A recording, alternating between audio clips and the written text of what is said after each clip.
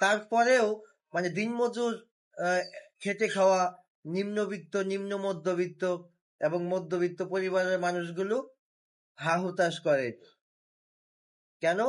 তার পকেটে 200 টাকা থাকলে সন্ধ্যার পরে সে লোকাল বাস থেকে নেমে পায়ে হেঁটে বাড়ি আসতো, ছিনতাইকারী তাকে ধরতো না। সেই সময়টাতে অত ছিনতাই হয় নাই, চুরি হয় নাই, অত ডাকাতি হয় নাই। অনেক কিছু চিন্তা করতে হবে ভাই। আপনি ভালো আছেন, একজন ধর্ষক, যেই ধর্ষকটা 2016 সালে ধর্ষণ করে কারাগারে ছিল, সেই ধর্ষক যখন গতকালকে জামিন পেল, তার কাছে এই সরকার খুব ভালো সরকার।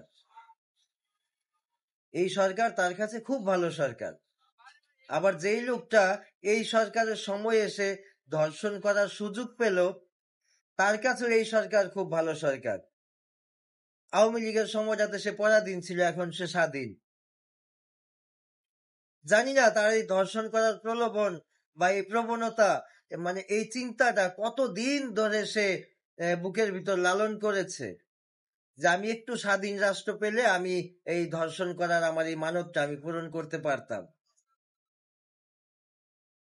আমার কথাগুলো শুনতে একটু খারাপ লাগতে পারে, কিন্তু আমি যেই কথাগুলো বলছি এতে আমার মনে হয় আমি কোনো ভুল কিছু বলছি না, এটাই সত্য।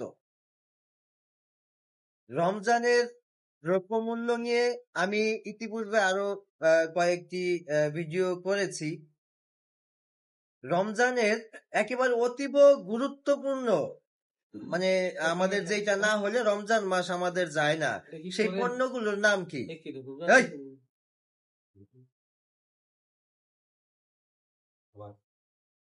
রমজান মাসের গুরুত্বপূর্ণ পণ্যগুলোর মানে আমরা কি এই পণ্যগুলো সম্পর্কে অবগত আছি? ছোলা, ডাল, ভেষণ, এই 3টা জিনিস হচ্ছে রমজানের সাথে ওতপ্রোতভাবে জড়িত। সারা বছর হয়তো এটা হোটেল রেস্টুরেন্টে এটার একটা ব্যাপক চাহিদা থাকে, কিন্তু এই রমজান মাস আসলে একেবারে নিম্ন আয়ের যে মানুষ, সেও 2 কেজি ভেষণ কেনে, সেও 5 কেজি ছোলা কেনে। সেই ছোলার কেজি অন্য সব বারের চাইতে, মানে করোনা কোভিড-19 যে মহামারী, সেই সময়ের চাইতেও অনেক বেশি চড়া দামে বিক্রি হচ্ছে ছোলা। কিছু বলার নাই। শুনেছি বাক স্বাধীনতা পেয়েছি, সেই দোহাই দিয়ে 2-1টি কথা মাঝে মাঝে বলে ফেলি। কবে শুনবো যে আমার এই বলাটাও মানে অপরাধ, সেই দিন হয়তো কানে ধরে তওবা করবো যে আমি আর বলবো না। কিন্তু বিষয় হচ্ছে লেবু, গত বছর আমি একটি ভিডিও করেছিলাম এবং আমার ফেসবুক ওয়ালে একটা পোস্ট আছে। গত বছর আমি 20 রমজানে সেটা করেছিলাম।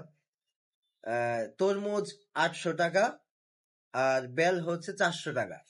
এবার বেলের বাজারে যারা যায় তারা জানে বেল কত করে। এবার তরমুজ যারা কিনে খাচ্ছে তারা জানে যে তরমুজের দাম কত। রমজান অর্ধেক চলে যাচ্ছে, এখনো পর্যন্ত আমার চোখে পড়ে নাই, মানে আমি তো উত্তরখানের একটা মহল্লায় থাকি, আমার এই মহল্লায় আমার চোখে সেরকম পড়ে নাই যে নিম্নবিত্ত বা সাধারণ মধ্যবিত্ত পরিবারের কেউ তরমুজ হাতে করে ইফতারের আগে বাড়ি ফিরছে। এই দৃশ্যটা এই রমজানে এখন পর্যন্ত আমার চোখে পড়ে নাই। এমনকি আমি নিজেও এই রমজানে এখন পর্যন্ত তরমুজ কিনি নাই। আমার পরিবার থেকে বারবার বলা হচ্ছিল তরমুজের কথা, আমি কিনি নাই। আমি 20 রমজানে হচ্ছে তরমুজ কিনবো, সেই দিনকার বাজার মূল্যটা আমি দেখব। ফ্যাসিবাদের আমলে 20 রমজানে তরমুজের দাম কত ছিল, আর ফেরেশতা তুল্য এই সরকারের সময় 20 রমজানে তরমুজের দাম কত, সেইটা নিয়ে আমি আরেকটা ব্রিফ করব। এখন বিষয় হচ্ছে বিদ্যুৎ নিয়ে আমি আরো একটু কথা বলি, এটা নিয়ে শুরু করেছিলাম এবং মূল উদ্দেশ্য আমার এই বিদ্যুৎ নিয়েই আজকে। বিদ্যুতে আপনারা জানেন যে ভর্তুকি দিয়ে হচ্ছে আমাদের বাংলাদেশে বিদ্যুৎ চলে। বিদ্যুতের আয়ের টাকায় আমাদের বাংলাদেশে বিদ্যুৎ চলে না। আমরা যে বিদ্যুৎটা ব্যবহার করি এটা হচ্ছে সম্পূর্ণ ভর্তুকির টাকায়। এখানে প্রচুর ভর্তুকি সরকারকে দিতে হয়। এখন নির্বাচিত সরকার, সে ভর্তুকি দিলে কিন্তু তার অনেক হিসাব নিকাশ করে ভর্তুকিটা দিতে হয়। অনির্বাচিত সরকার, সে তো যা খুশি তাই করতে পারে, যা মন চায় সে তাই করতে পারে। অনির্বাচিত সরকারের সময় জাতিসংঘের মহাসচিব ঢাকা আন্তর্জাতিক বিমানবন্দরে না এসে সে সরাসরি সেন্ট মার্টিন দ্বীপে গিয়ে ল্যান্ড করতে পারে।